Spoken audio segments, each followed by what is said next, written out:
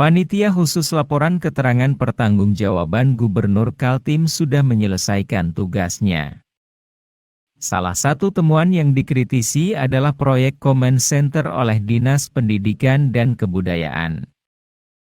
Tim Pansus LKPJ yang dibentuk DPRD Kaltim 28 Maret 2023 lalu menemukan proyek amburadul pada pengadaan Comment Center dan bandwidth di Dinas Dikbud Kaltim.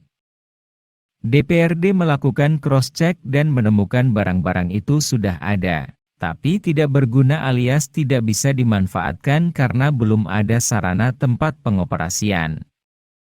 Padahal anggaran bersumber APBD Kaltim itu sebesar 17 miliar untuk Comment Center dan sebesar 17,3 miliar lagi untuk pengadaan bandwidth. Rencananya bandwidth didistribusikan untuk 130 sekolah.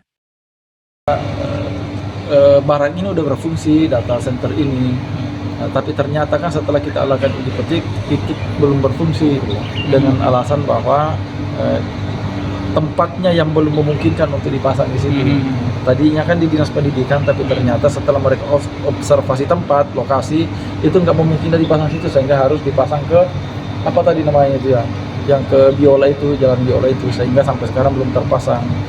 Saya sih tadinya berpikir 2022 itu udah berfungsi, tapi karena itulah pentingnya ada Pansus LKPJ, kemudian selain melihat data dan dan teori yang ada dalam buku, kita juga memastikan ke bawah, sehingga kita kasih rekomendasi jangan lagi ada kegiatan-kegiatan yang miss.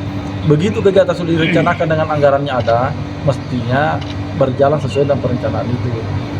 Berarti abang melihatnya perencanaannya yang gagal atau bagaimana sih? Saya melihatnya nggak sinkron atau perencanaan, nggak matang perencanaan itu. Rencananya terburu-buru bang ya? Saya nggak tahu terburu-buru kah atau apa ya, itu yang jelas nggak matang perencanaan itu. Kalau dia matang ya jelas. Sudah masuk rekomendasi nggak bang? Udah masuk rekomendasi. Tadi bahkan disebutkan secara detail kan. Pansus juga menyoroti kinerja Gubernur dan Wakil Gubernur Kaltim yang akan mengakhiri masa tugasnya pada akhir bulan September 2023.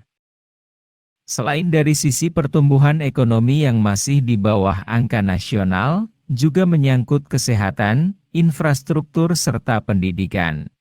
Yang jelas sih kita selama ini sudah menekankan pada saat hasil Pansus LKPJ kemarin memikirkan baik dari pendidikan, kesehatan, termasuk juga dengan beasiswa, bahwasanya contoh misalnya beasiswa. Nah beasiswa ini kan kalau kita melihat pemetaannya hanya wilayah sekitar Samarinda dengan Balikpapan saja yang menater. Namun apakah informasi ini sampai ke daerah Kutai Barat, Mahulu, kemudian di daerah pelosok-pelosok yang tidak terjangkau dengan jaringan internet, kemudian juga bagaimana juga pelajar dan mahasiswa kita masih sangat minim mengetahui masalah dengan uploadan daripada beasiswa tersebut. Contoh dari beasiswa.